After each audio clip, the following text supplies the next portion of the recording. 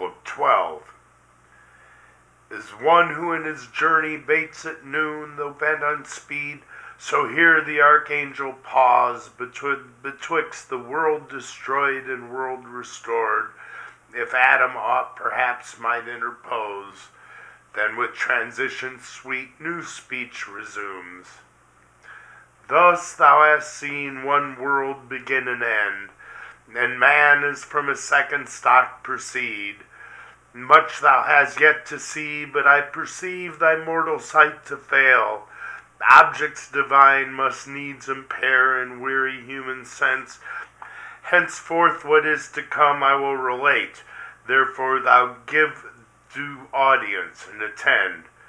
This second source of men, while yet but few, and while the dread of judgment past remains fresh in their minds, fearing the deity, with some regard to what is just and right, shall lead their lives, and multiply apace, laboring the soil, and reaping plenteous crop, corn, wine, and oil. And from the herd or flock oft sacrificing bullock, lamb, or kid, with large wine offerings poured in sacred feasts, shall spend their days in joys unblamed, and dwell long time in peace by families and tribes under paternal rule, till one shall rise of proud ambitious heart, who not content with fair equality fraternal state, will arrogate dominion undeserved over his brethren, and quite dispossess concord and law of nature from the earth. Hunting, and men not beasts shall be his game, with war and hostile snares such as refuse subjection to his empire tyrannous. A mighty hunter thence he shall be styled before the Lord, as in despite of heaven, or from heaven claiming second sovereignty, and from rebellion shall derive his name, though of rebellion others he accuse. He with the crew, whom like ambition joins with him or under him to tyrannize, marching from Eden toward the west, shall find the plain, wherein the black bituminous gurge boils out from under the ground, the mouth of hell, of brick, and of what stuff they cast to build a Scythian tower, whose top may reach to heaven, and get themselves a name, lest far dispersed in foreign lands their memory be lost, regardless whether good or evil fame. But God, who oft descends to visit men unseen, and through their habitations walks to mark their doings, them beholding soon, comes down to see their city, ere their tower obstruct heaven's towers, and in derision sets upon their tongues a various spirit to raise quite out their native language, and instead to sow a jangling noise of words unknown. Forthwith a hideous gabble rises loud among the builders. Each other calls, not understood, to horse, and all in rage as mocked with storm. Great laughter was in heaven, and looking down to see the hubbub strange and hear the din, thus was the building left ridiculous, and the work confusion named. Whereto thus Adam fatherly displeased, O execrable son, so as to aspire above his brethren, to himself assuming authority usurped and from God not given, he gave us only over beast, fish, fowl, dominion absolute. That right we hold by his donation. But man over men he made not lord, such title to himself reserving, human left from human free. But this usurper his encroachment proud stays not on man. To God his tower intends siege and defiance. Wretched man! What food will he convey up hither to sustain himself and his rash army, where thin air above the clouds will pine his entrails gross, and famish him of breath, if not of bread? To whom thus Michael: Justly thou abhorrest that son, who on the quiet state of men such trouble brought, affecting to subdue rational liberty. Yet know withal, since thy original lapse, true liberty is lost, which always with right reason dwells twin, and from her hath no individual being. Reason in man obscured or not obeyed, immediately inordinate desires and upstart passions to catch the government from reason into servitude reduce man till then free. Therefore, since he permits within himself unworthy powers to reign over free reason, God in judgment just subjects him from without to violent lords, who oft as undeservedly enthrall his outward freedom. Tyranny must be, though to the tyrant thereby no excuse. Yet sometimes nations will decline so low from virtue, which it is reason that no wrong but justice, and some fatal curse annexed, deprives them of their outward liberty, their inward lost. Witness the irreverent son of him who built the ark, who for the shame done to his father heard this heavy curse, servant of servants, on his vicious race. Thus will this latter, as the former world, still tend from bad to worse, till God at last, wearied of their iniquities, withdraw his presence from among them, and avert his holy eyes, resolving from thenceforth to leave them to their own polluted ways, and one peculiar nation to select from all the rest, of whom to be invoked, a nation from one faithful man to spring, him from his side Euphrates still residing, bred up in idol worship. Oh, that man, canst you believe, should be so stupid grown, while yet the patriarch lived, who scaped the flood as to forsake the living God, and then fall to worship their own work in wood and stone for gods. Yea, him God the Most High vouchsafes to call by vision from his father's house his kindred and false gods into a land which he will show him, and then from him will raise a mighty nation, and upon him shower his benediction, so that in his seed all nations shall be blessed. He straight obeys, not knowing to what land, yet firm believes. I see him, but thou canst not. With what faith he leads his gods, his friends, and native soil, the Ur of Chaldea, passing now the ford to Haran, after him a cumbrous train of herds and flocks and numerous servitude, not wandering poor, but trusting all his wealth with God, who called him in a land unknown. Canaan he now attains. I see his tents pitched about Shechem, in the neighboring plain of Moreh. There by promise he receives gift to his progeny of all that land, from Hamath northward to the desert south, things by their names I call, though yet unnamed, from Hermon east to the great western sea, Mount Hermon, yonder sea, each place behold in prospect as I point them. On the shore Mount Carmel, here the double-founded stream Jordan, true limit eastward, but his sons shall dwell to Senir, that long red ridge of hills. This ponder, that all nations of the earth shall in his seed be blessed. By that seed is meant thy great deliverer, who shall bruise the serpent's head, whereof to thee anon plainlier shall be revealed. This patriarch blessed, whom faithful Abraham due time shall call a son, and of his son a grandchild leaves, like him in faith and wisdom and renown. The grandchild with 12 sons increased departs from Canaan to a land hereafter called Egypt, divided by the river Nile. See where it flows, disgorged at 7 miles into the sea. To sojourn in that land he comes invited by a younger son in time of dearth, the son whose worthy deeds raise him to the second in that realm of Pharaoh. There he dies and leaves his race growing into a nation, and now grown suspect to a sequent king, who seeks to stop their overgrowth, as inmate guests too numerous.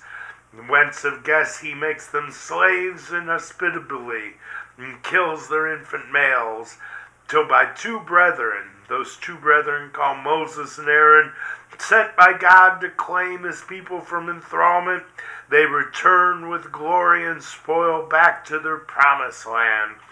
But first the lawless tyrant, who denies to know their God or message to regard, must be compelled by signs and judgments dire. To blood unshed the rivers must be turned. Frogs, lice, and flies must all his palace fill with loathed intrusion, and fill all the land. His cattle must of rotten murrain die, and botches and blains must all his flesh emboss, and all his people. Thunder mixed with hail, hail mixed with fire, must rend the Egyptian sky and wheel on the earth, devouring where it rolls. What it devours not, herb or fruit or grain, the darksome cloud of locusts swarming down must eat, and on the ground leave nothing green. Darkness must overshadow all his bounds, palpable darkness, and blot out 3 days. Last, with one midnight stroke, all the firstborn of Egypt must lie dead. Thus with 10 wounds the river dragon, tamed at length, submits to let his sojourners depart, and oft humbles his stubborn heart, but still as ice more hardened after thaw, till in his rage pursuing whom he last dismissed, the sea swallows him with his host, but lets them pass, as on a dry land between two crystal walls, awed by the rod of Moses, so to stand divided, till his rescued gain their shore. Such wondrous power of God to his saint will lend, though present in his angel, who shall go before them in a cloud and pillar of fire. By day a cloud, by night a pillar of fire, to guide them in their journey and remove behind them, while the obdurate king pursues. All night he will pursue, but his approach darkness defends between till morning watch. Then through the fiery pillar and the cloud, God looking forth will trouble all his host and craze their chariot wheels. When by command Moses once more his potent rod extends over the sea his rod obeys. Over their embattled ranks the waves return and overwhelm their war. The race select towards Canaan, from the shore advance through the wild desert, not the readiest way, lest entering on the Canaanite alarmed war terrify them inexpert, and fear return them back to Egypt, choosing rather inglorious life with servitude. For life to noble and ignoble is more sweet untrained in arms, where rashness leads not on.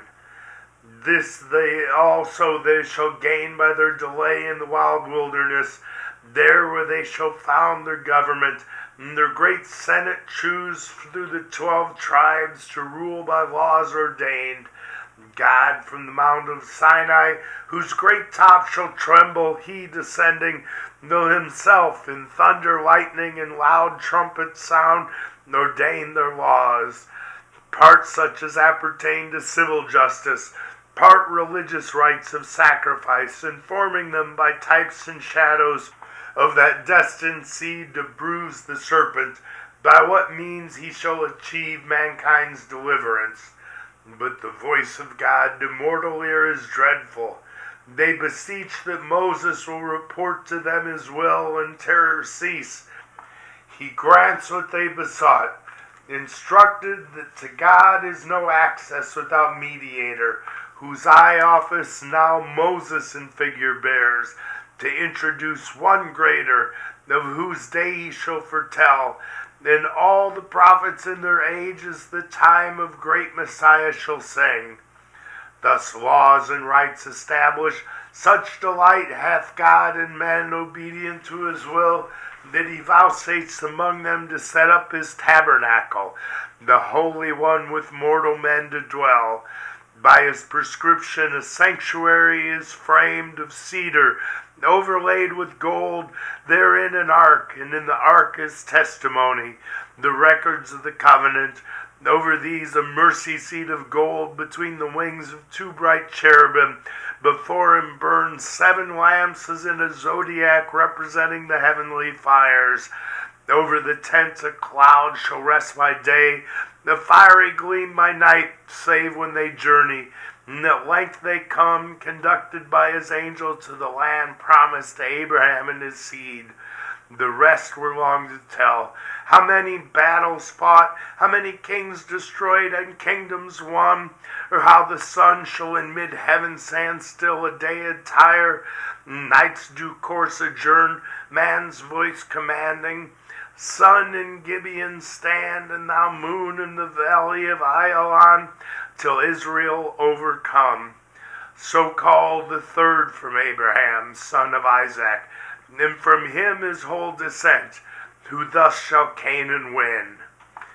Here Adam interposed, O sent from heaven, enlightener of my darkness, gracious things thou hast revealed, those chiefly which concern just Abraham and his seed. Now first I find mine eyes true opening, my heart much eased, erewhile perplexed with thoughts what would become of me and all mankind.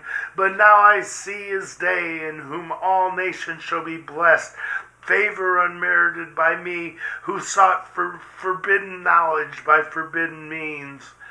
This yet I apprehend not. Why do those among whom God shall deign to dwell on earth, so many and so various laws are given, so many laws argue, so many sins among them? How can God with such reside? To whom thus Michael, doubt not but that sin will reign among them, is of thee begot. And therefore was law given them to evince their natural pravity, by stirring up sin against law to fight, that when they see law can discover sin but not remove, save by those shadowy expiations weak, the blood of bulls and goats, they may conclude some blood more precious must be paid for man, just for unjust, that in such a righteousness to them by faith imputed, they may find justification towards God, and peace of conscience, which the law by ceremonies cannot appease, nor man the moral part perform, not performing cannot live. So law appears imperfect, but given with purpose to resign them in full time up to a better covenant, disciplined from shadowy types to truth, from flesh to spirit, from imposition of strict laws to free acceptance of large grace, from servile fear to filial, works of law to works of faith. And therefore shall not Moses, though of God highly beloved, being but the minister of law, his people into Canaan lead, but Joshua, whom the Gentiles Jesus call, his name and office bearing, who shall quell the adversary serpent, and bring back through the world's wilderness long wandered man safe to eternal paradise of rest. Meanwhile they in their earthly Canaan place long time shall dwell and prosper, but when sin national interrupt their public peace, provoking God to raise them enemies, from whom as oft he saves them penitent by judges first, then under kings, whom the second, both for piety renowned and puissant deeds of promise shall receive irrevocable, that his regal throne forever shall endure. The like shall sing all prophecy, that of the royal stock of David, so I name this king, shall rise a son, the woman's seed to thee foretold to Abraham, as in whom shall trust all nations, and to kings foretold of kings the last, for of his reign shall be no end. But first a long succession must ensue, and for the next son for wealth and wisdom famed, the clouded ark of God, till then intense wandering, showing a glorious temple and shrine.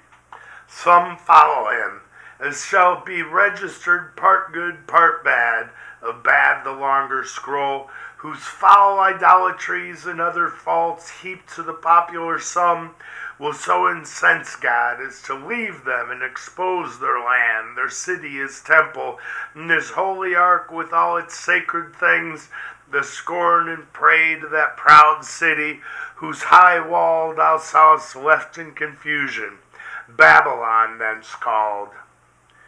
There in captivity lets them dwell the space of 70 years, then brings them back, remembering mercy, and his covenant sworn to David, established as the days of heaven.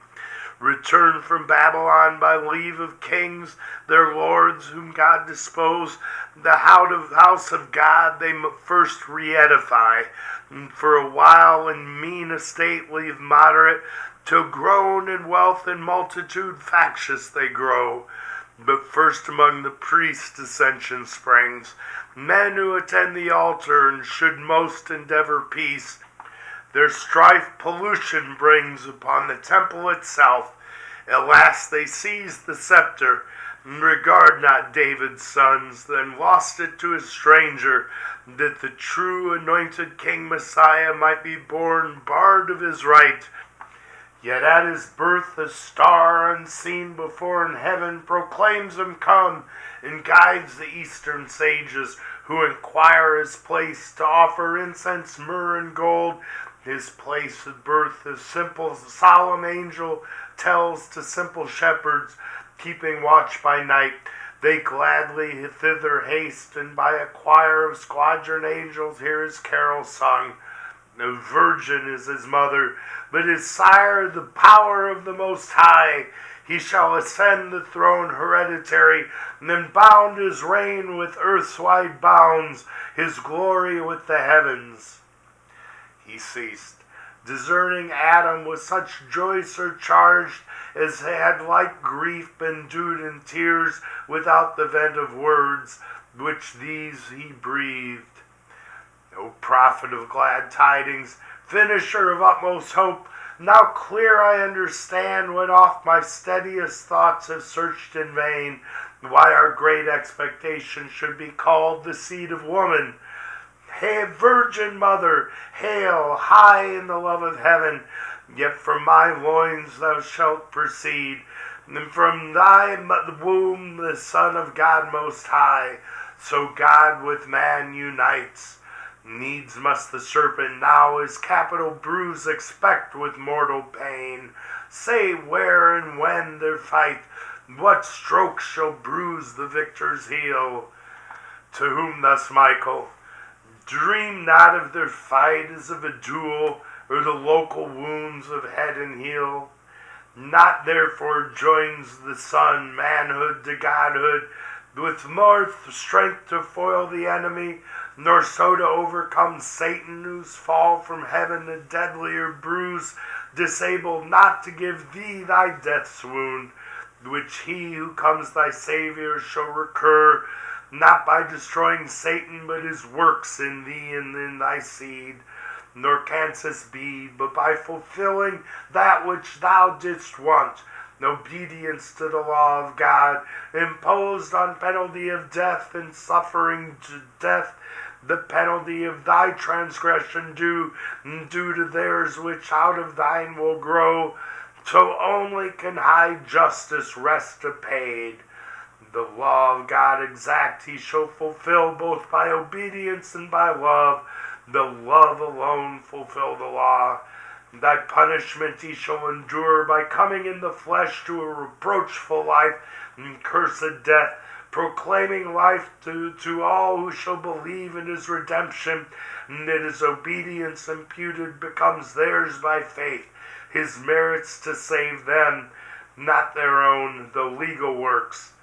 For this he shall live hated, be blasphemed, seized on by force, judged and to death condemned, the shameful and accursed, nailed to the cross by his own nation, slain for bringing life.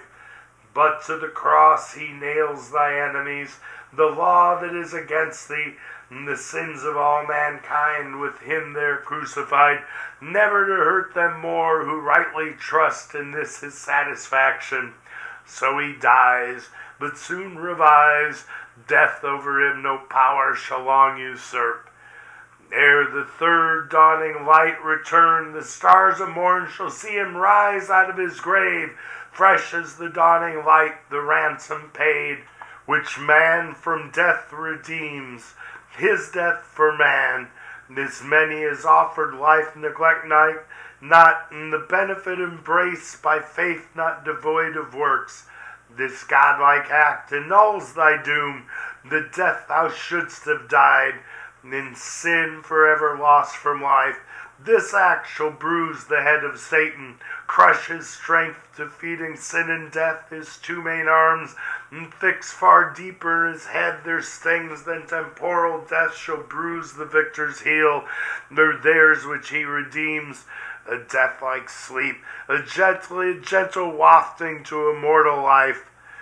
Nor after resurrection shall he stay longer on earth than certain times to appear to his disciples, men who in this life still followed him. To them shall leave in charge to teach all nations what of him they learned in his salvation.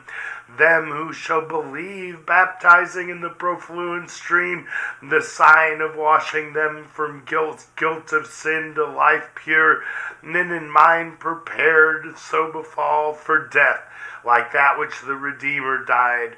All nations shall they teach, for from that day not only to the sons of Abraham's loins salvation shall be preached, but to the sons of Abraham's faith wherever throughout the world. And so in his seed all nations shall be blessed. Then to the heaven of heavens he shall ascend with victory, triumphing through the air over his foes and thine. There shall surprise the serpent, prince of air, and drag in chains through all his realm, and there confounded leave. Then enter into glory and resume his seat at God's right hand, exalted high above all names in heaven. And thence shall come, when this world's dissolution shall be ripe, with power and glory to judge the quick and dead, to judge the unfaithful dead, but to reward his faithful and receive them into bliss, whether in heaven or earth, that for then the earth shall all be paradise, far happier place than this of Eden, and far happier days. So spake the archangel Michael, then paused as at the world's great period. Then our sire, replete with joy and wonder, thus replied, O goodness infinite, goodness immense, that all this good of evil should produce, and evil turn to good, more wonderful than that which by creation first brought forth light out of darkness. Full of doubt I stand, whether I should repent me now of sin by me done and occasion, or rejoice much more, that much more good thereof shall spring. To God more glory, more goodwill to men from God, and over wrath grace shall abound. But say, if our deliverer up to heaven must reascend, what will betide the few as faithful, left among the unfaithful herd, the enemies of truth? Who then shall guide his people? Who defend? Will they not deal worse with his followers than with him they dealt? Be sure they will, said the angel. But from heaven he to his own a comforter will send, the promise of the Father, who shall dwell his Spirit within them.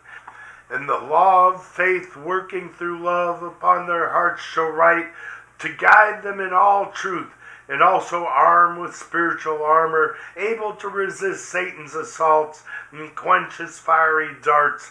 What man can do against them, not afraid, though to the death, and against such cruelties with inward consolations recompensed, and awe supported so as shall amaze their proudest persecutors. For the Spirit poured first on his apostles, whom he sends to evangelize the nations, then on all baptized, shall them with wondrous gifts endue to speak all tongues, and do all miracles, as did their Lord before them. Thus they win great numbers of each nation to receive with joy the tidings brought from heaven. At length their ministry performed, and what race well run, their doctrine and their story written left they die. But in their room as they forewarn, wolves shall succeed for teachers, grievous wolves, who all the sacred mysteries of heaven to their own vile advantages shall turn of lucre and ambition, and the truth with superstitions and traditions taint, left only in those written records pure, though not but by the Spirit understood. Then they shall seek to avail themselves of names, places, and titles, and with these to join secular power, though feigning still to act by spiritual, to themselves appropriating the Spirit of God, promise alike and given to all believers, and from that pretense spiritual laws by carnal power shall force on every conscience. Laws which none shall found left them enrolled, they're what the Spirit within shall on the heart engrave. What will they then but force the Spirit of grace itself, and bind his consort liberty? What but unbuild his living temples, built by faith to stand, their faith not in others? For on earth who against faith and conscience can be heard infallible? Yet many will presume, whence heavy persecution shall arise on all who in the worship persevere of spirit and truth. The rest, far greater part, will deem in outward rites and specious forms religion satisfied.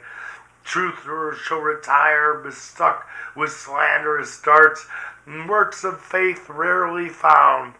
So shall the world go on, to good malignant, to bad men benign, under their own weight groaning, till the day appear of respiration to the just, and vengeance to the wicked, a return of him so lately promised to thy aid, the woman's seed, obscurely then foretold, now amplier known, thy Savior and thy Lord, last in the clouds from heaven to be revealed, in glory of the Father to dissolve Satan in his perverted world, then raise with a conflagrant mass, purged and refined, new heavens, new earth, ages of endless date, founded in righteousness and peace and love, to bring forth fruits, joy and eternal bliss.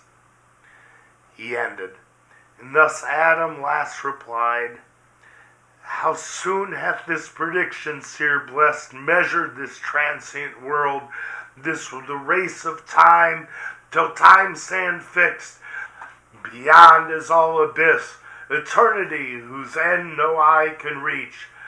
Greatly instructed I shall hence depart, greatly in peace of thought, and have my fill of knowledge what this vessel can contain, beyond which was my folly to aspire. Henceforth I learn that to obey is best, with love and fear the only God, to walk as in his presence, ever to observe his providence, and on him sole depend, merciful over all his works, with good still overcoming evil, and by small accomplishing great things, by things deemed weak subverting worldly strong, and worldly wise by simply meek, that suffering for truth's sake is fortitude to highest victory, and to the faithful death the gate of life. Taught this by his example, whom I now acknowledge my Redeemer ever blessed. To whom thus also the angel last replied, Thus having learned, thou hast attained the sum of wisdom, hope no higher, though all the stars that knewest by name, and all the ethereal powers, all secrets of the deep, all nature's works or works of God in heaven, air, earth, or sea, and all the riches of this world enjoyest, and all the rule one empire. Only add deeds to thy knowledge answerable, add faith, add virtue, patience, temperance, add love, by name to come called charity, the soul of all the rest. Then wilt thou not be loath to leave this paradise, but shalt possess a paradise within thee, happier far. Let us descend now, therefore, from the top of speculation, for the hour precise exacts our parting hence, and see the guards by me encamped on yonder hill expect their motion, whose front a flaming sword, a signal of remove, waves fiercely round. We may no longer stay, go waken Eve. Her also I with gentle dreams of calm portending good, and all her spirits composed to meek submission. Thou at season fit, let her with thee partake what thou hast heard, chiefly what may concern her faith to know, the great deliverance by her seed to come, for by the woman's seed on all mankind that ye may live, which may be many days, both in one faith unanimous, though sad, with cause for evils past, yet much more cheered with meditation on the happy end.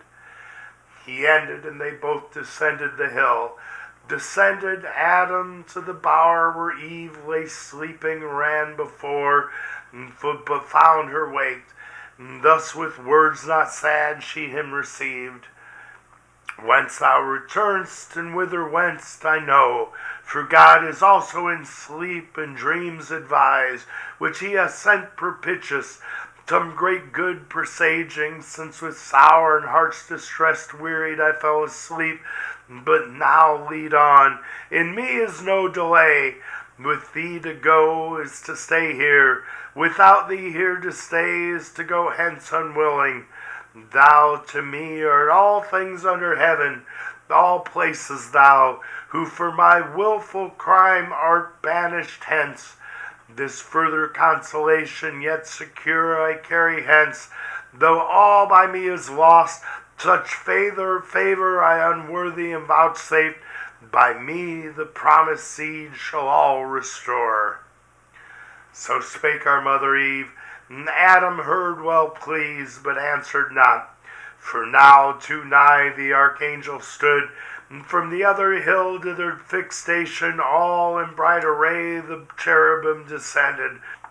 On the ground gliding meteorous, as evening mist risen from a river o'er the mirrors glides, and gathers ground fast at the labor's heel, homeward returning. High in front advanced the brandished sword of God, before them blazed fierce as a comet, which with torrid heat and vapor as the Libyan air adjust, began to parch that temperate clime, whereat in either hand the hastening angel caught our lingering parents, and to the eastern gate led them direct, and down the cliff as fast to the subjected plain, then disappeared. They, looking back, all the eastern side beheld a paradise so late their happy seat, waved over by that flaming brand, the gate with dreadful faces thronged in fiery arms. Some natural tears they dropped, but wiped them soon. The world was all before them, where to choose their place of rest, and Providence their guide. They hand in hand with wandering steps and slow through Eden took their solitary way. The end.